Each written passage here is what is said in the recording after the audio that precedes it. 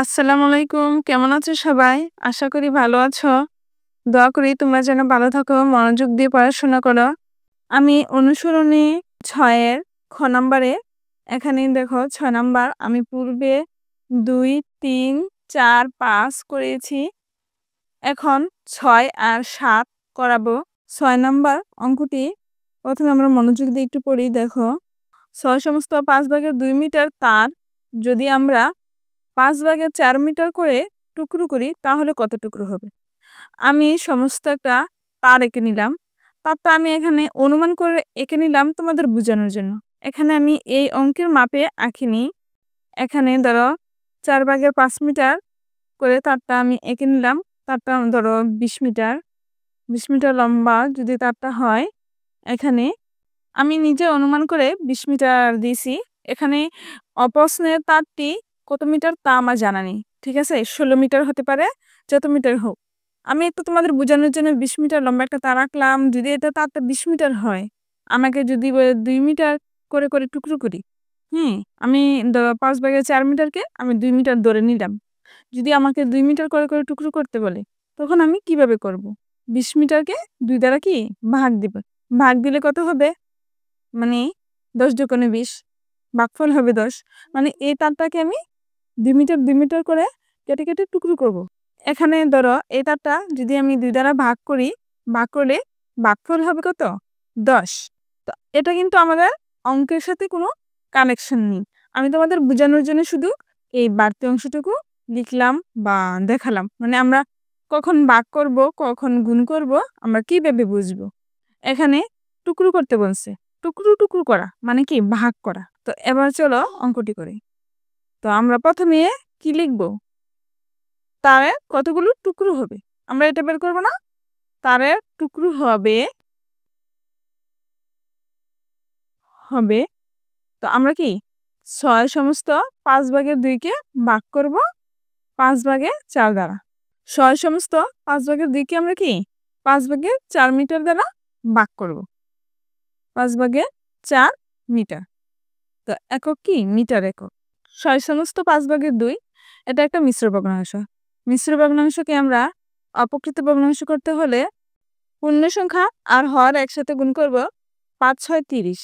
উপরের লব ২ একসাথে যোগ করে দিব। ৩০ আর ২ ৩২। ৩২-এর ৩২। উপরে ৩২ লিখব, নিচে ৫। তারপর ভাগ ৫ ভাগের ৪ মিটার। তো আমরা এবার ভাগ করব। মিশ্র ভগ্নাংশকে অপকৃত ভগ্নাংশে সাজিয়েছি।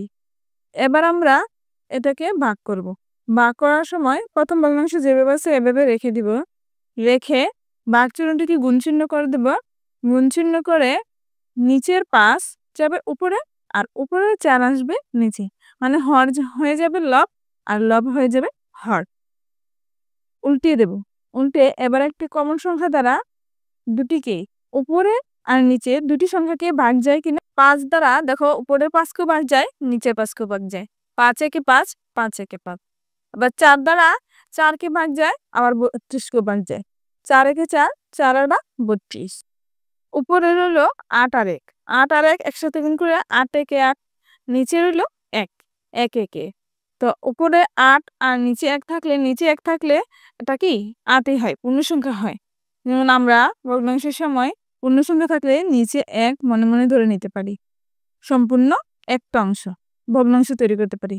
মানে এটা সম্পূর্ণ একটা অংশ।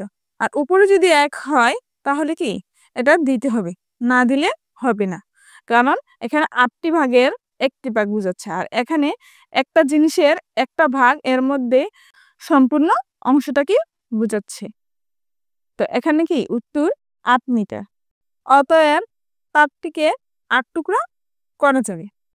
তো এবার ৭ নাম্বার দেখো ৭ ভাগের ৯ বর্গমিটার একটি দেয়াল রঙিন করতে একটা দেয়াল রঙিন করতে ৪ ভাগের ৩ ডেসিলি রং লাগে। এখানে ১ ডেসিলি রং দ্বারা কত বর্গমিটার দেয়াল রঙিন করা যাবে? আমাকে এখানে কাকে রঙিন করা যাবে বলছে? দেয়াল। তো আমরা কি দেয়ালের অংশটাকে আমরা মানে হাতের ডান দিকে রাখবো আর রঙের অংশটাকে বাম দিকে রাখবো। তো এখানে দেখো ৪ ভাগের ৩ ডেসিলি রং দিয়ে রঙিন করা যায় ৭ ভাগের 9 বর্গমিটার দেয়াল।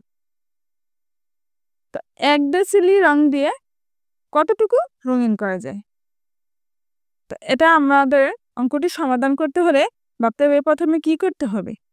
আমরা ভাগ করব না গুণ করব?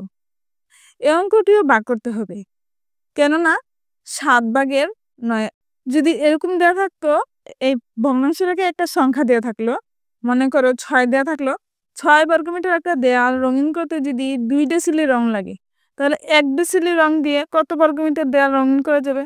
তো 2 ডেসিলি দিয়ে 6 বর্গমিটার করা গেছে, 1 ডেসিলি দিয়ে কতটুকু করব? তো আমরা 2 দ্বারা কি ভাগ করে দিতাম, ভাগ করে দিলেই 1 ডেসিলি রং পেয়ে যাব, তাই না? তাহলে এটাকে আমরা ভাগ করব, মানে 7 ভাগের 9 বর্গমিটার দেয়াল রঙিন করতে 4 ভাগের 3 ডেসিলি রং লাগে। তাহলে কি 4 ভাগের 3 দ্বারা 7 ভাগের 9 কে আমরা ভাগ করে দিব, ভাগ করে দিলে কি আমরা পেয়ে যাব। তো এবার আমরা কি 4 ভাগের 3 ডেসিলি রং দ্বারা রঙিন করা যায় কত? 7 ভাগের 9 বর্গমিটার দেয়াল, তাই না? 9 বর্গমিটার। 4 ভাগের 3 ডেসিলি রং দ্বারা রঙিন করা যায় 7 ভাগের 9 বর্গমিটার একটি দেয়াল। আমরা কি 4 ভাগের 3 প্রথমে লিখব, কারণ আমাদের দেয়ালের পরিমাণ বের করতে বলছে, তার জন্য দেয়ালটি আমরা পরে লিখব, যাকে বের করতে বলবে তাকে আমরা পরে লিখব। 1 ডেসিলি রং দ্বারা রঙিন করা যায়। এবার 7 ভাগের 9 যা ডান দিকে উপরেরটা প্রথমে লিখব, সবসময় উপরে যে আছে 7 ভাগের 9 উপরে আছে এটা প্রথমে লিখব, বা তারপর সামনের 4 ভাগের 3 এটা এনে লিখব, 3 বর্গমিটার। তো এবার আমি ভাগ দেই, তো এটা কি বর্গ মিটার। তো এবার কি প্রকৃত ভগ্নাংশ আর অপ্রকৃত ভগ্নাংশ, এখানে অপ্রকৃত ভগ্নাংশ যেভাবে আছে এভাবে লিখে দিলাম, ভাগ চিহ্নটি হয়ে যাবে গুণ চিহ্ন, তো গুণ চিহ্ন করে দিলাম, নিচেরটা উপরে যাবে আর উপরেটা নিচে, 4 চলে যাবে উপরে, 3 চলে যাবে নিচে। তো এবার 3 দ্বারা আমরা কি 3 কেও ভাগ করতে পারি, 9 কেও ভাগ করতে পারি, 3 একে 3, 3 তিরিকে 9, তাই না? মানে দুটি সংখ্যাকে একটি সংখ্যা দ্বারা ভাগ যায়। তো 7 দ্বারা আর 3 কে বা 4 কে ভাগ করা যায় না, তো না গেলে যেভাবে সেভাবে 7 একে 7, উপরে 3 আর 4 একসাথে গুণ করে দিলাম, 3 4 12, 12 বর্গমিটার। তো এবার দেখো উপরে 12 আর নিচে 7, এটা কি অপ্রকৃত ভগ্নাংশ। অপ্রকৃত ভগ্নাংশ হলে আমাদের মিশ্র ভগ্নাংশে নিয়ে যেতে হবে। ফলাফলের সময় যদি লাস্টে অপ্রকৃত ভগ্নাংশ হয় তাহলে আমাদের মিশ্র ভগ্নাংশে নিয়ে যেতে হয়, মানে 7 দ্বারা 12কে ভাগ দিব, 7 থেকে 7, তারপর বিয়োগ করে 5, 5 যাবে উপরে আর 7 থাকবে নিচে। মিশ্র ভগ্নাংশ হলে অপ্রকৃত ভগ্নাংশে নিয়ে যাই আমরা প্রথমে, আর ফলাফলে যদি অপ্রকৃত ভগ্নাংশ হয় তখন আমরা এটিকে মিশ্র ভগ্নাংশে নিয়ে যাব। তো 1/7 এটাই উত্তর, 1/7 বর্গমিটার।